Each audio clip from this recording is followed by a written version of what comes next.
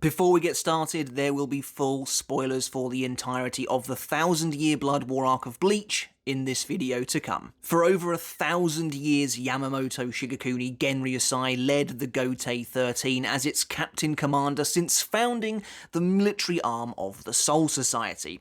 He was, at the time, ruthless, powerful, and remorseless. He was a tyrant who weighed both his enemies and his allies upon the same scale. With this raw strength, he and the first captains of the Gotei 13 managed to repel and crush Yamamoto and his Lichtreich Empire as they tried to expand their reach from the human world to the Soul Society itself. But Yamamoto grew old, he grew complacent, and perhaps worst of all, he grew kind.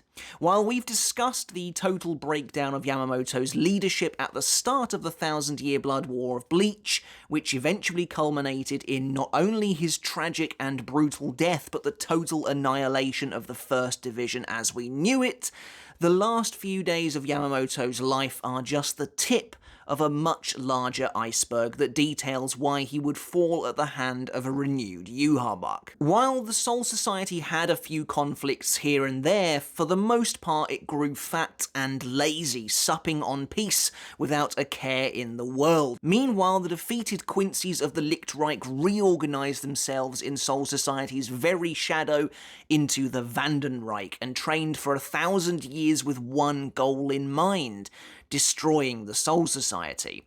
They fashioned new technologies, they abandoned their archaic old methods in favour of strange, occult powers that would give them the upper hand, and eventually in the first QUINCY invasion put it all into practice and decimated the Soul Society. Yamamoto was killed, yes, but something else happened on that day.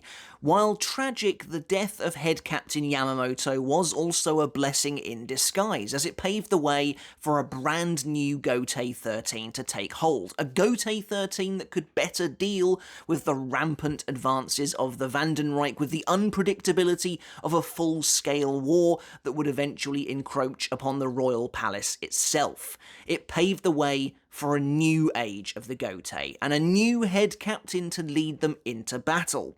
The Gotei needed to fight the unpredictable with the unpredictable, to battle the unrelenting with the risk-taking, and to replace tradition and history with the new and eccentric.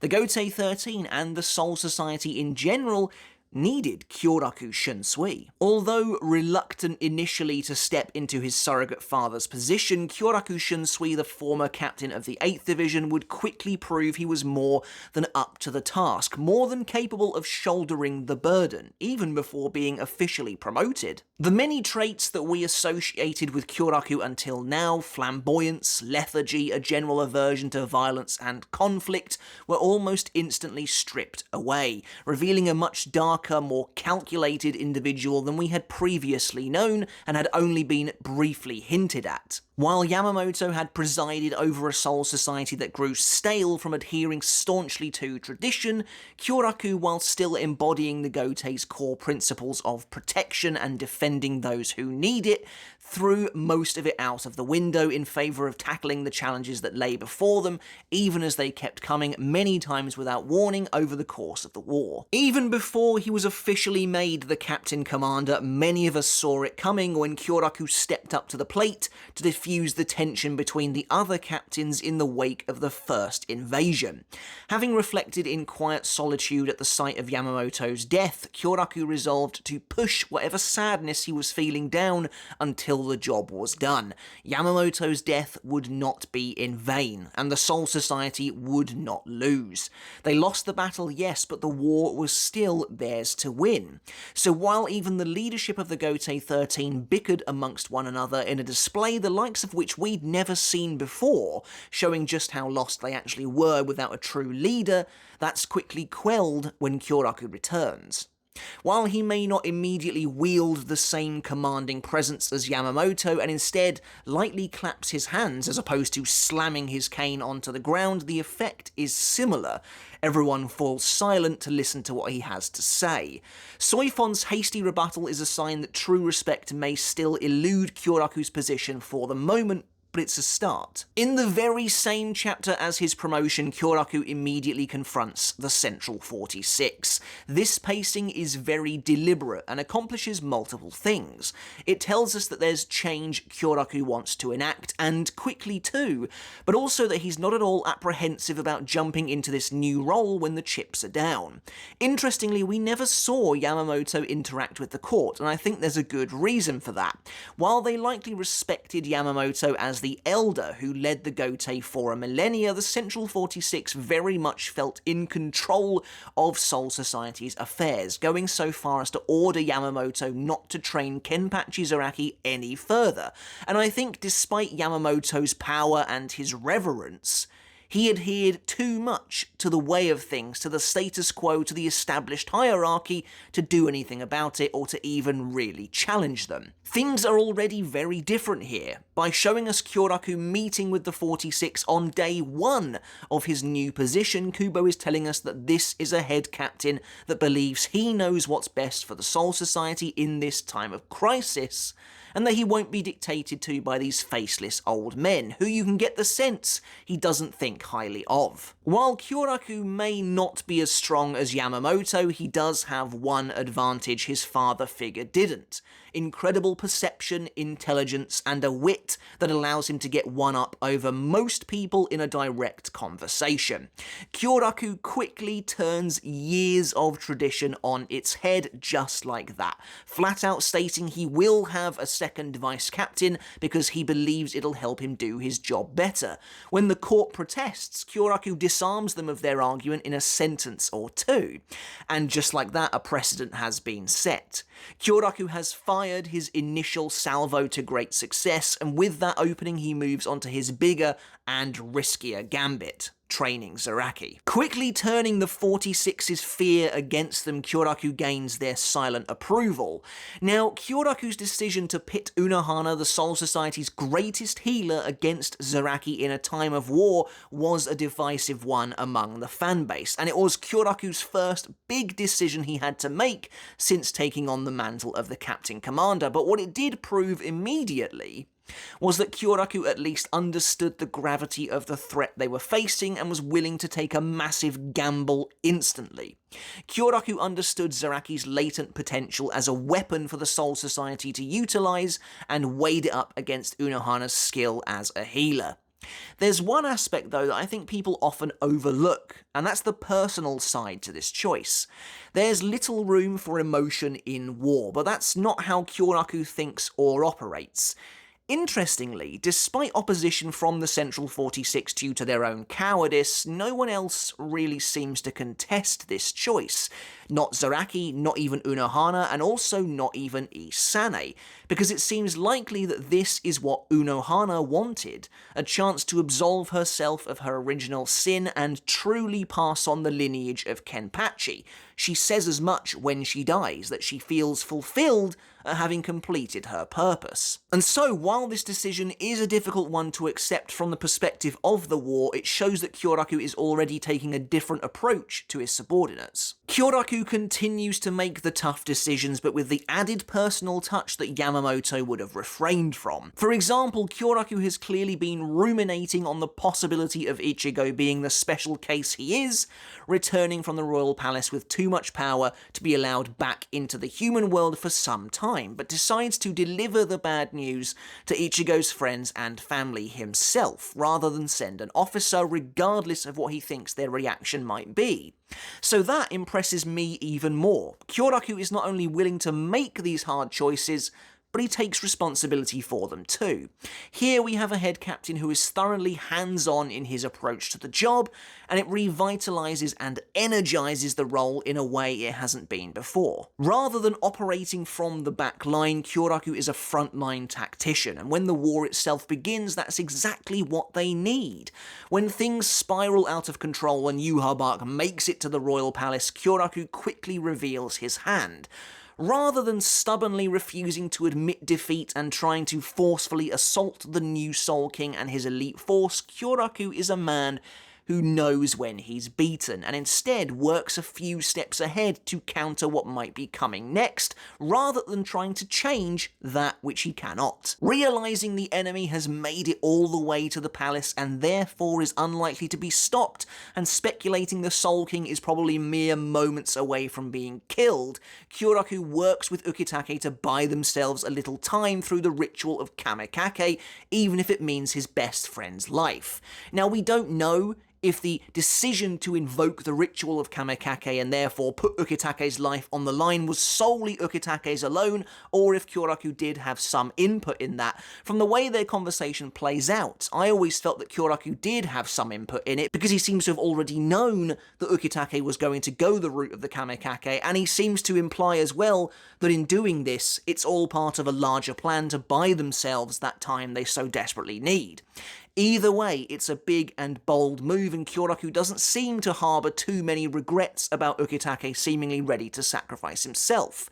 Then, as if to defy the Central 46 one last time, Kyoraku visits and frees notorious criminal Sosuke Aizen, believing they need his power to defend the Soul Society. Initially, before we reached this point in the story all those years ago, I always used to think and predict that it would be Urahara who would be the one to eventually free Aizen, but having Kyoraku do it is perfect, and the ultimate symbol of his ride-or-die style of leadership. With shadows covering his face and a sinister grin spreading under the brim of his hat, Kyoraku and Aizen look like two devils making a deal in the dark, revealing the truest nature of our new Captain Commander. He's someone who can verbally duel with Aizen, and he's someone who themselves is a devious schemer whose agenda is never wholly clear. You just know that he has the best intentions of the wider Soul Society at heart. In a world of honour and principle like Bleach, the man devoid of any true honour is perhaps the most dangerous of all, and Kyoraku is willing to put everything on the line to ensure they don't lose the long game. We need to only look at his own mindset to see how he's viewing the current situation. When Kyoraku kills Stark back in the Urankar arc, he says it doesn't matter who started the fight. When you're involved, you're both evil. To Kyoraku, war is a depraved scrap, far removed of the ancient principles of honour and devotion, and in a scrap, the scrappiest comes out on top in the end. To Kyoraku, coming out on top is all that matters. And so Kyoraku frees Aizen, and we get perhaps the greatest testament to how different a Captain Commander he is compared to Yamamoto in the following interaction. Despite their terrible situation where defeat and death seem to loom overhead, the Gotei 13 are disgusted to see Aizen set free, even though he just saved their lives from the Soul King's overflowing Reiatsu. But they're even more disgusted to see that Kyoraku is the one who set him loose, seemingly spitting on all they fought for to imprison Aizen in the first place. And Kyoraku gets it. How couldn't he? He was part of the war against Aizen after all, but he also understands that without Aizen, they will die and the Soul Society will be destroyed. There's no two ways about it. Despite his irrefutable position as the head captain, everyone stands up to him in this moment. Vice captains swear that this is wrong, that they can't possibly work with Aizen, and Soifon flat out calls him out for being shameless. And what follows is one of my favourite speeches in the entire series. Kyoraku turns to them after a moment of silent reflection and simply says, "What you're talking about is pride, right? Now let's talk about being guardians. You can't protect the world with pride, and using evil to defeat evil, I don't think that's evil at all." There's no better summation of Kyoraku's approach to being both the Captain Commander and to the war they're currently facing. Pride is great, and you can feel and have pride in the things you do and revel in it all you want, but you need to wake up and see the situation we're currently facing. Kyoraku appreciates their feelings but shuts them down all the same, telling them to get some perspective. Is using evil to defeat evil itself an evil act? It's a great question, and one that permeates the very core of Kyoraku's leadership. Who decides what is evil? And I adore the fact they remain unhappy with the decision even after Aizen saves them again, obliterating the cloud of Reiatsu that threatens to swallow them all up. Byakuya approaches Kyoraku and says to him that the act of releasing Aizen is an insult to them all. This time, Kyoraku is less bullish. He simply agrees and says they're free to beat him up all they want, before tacking on at the end, once they've protected the Soul Society, that is. But if after all of this Kyoraku comes across as too unorthodox, as too roguish a head captain, then the final act of the war shows us that he has learnt from Yamamoto after all. At the end of the day, what it means to be the Captain Commander at its very core is to put your life on the line to protect others. With all that's left being the final assault on Yhwach's palace, Kyoraku realises the Gote doesn't stand a chance at making it there while being picked off one by Lil Barrow, so he deigns it his duty to stay behind and take on the sniper himself, putting himself in harm's way before the barrel of Lil's gun to enable the others to carry on without him. After all, taking the responsibility for the lives of his soldiers is what it means to be the Captain Commander. And so all of this put together paints the picture of a man who was thrust into a situation he didn't want, but quickly adapted, perhaps even uncovering his true nature in the process, to become the leader the Soul Society needed during the conflict of the 1,000-Year Blood War.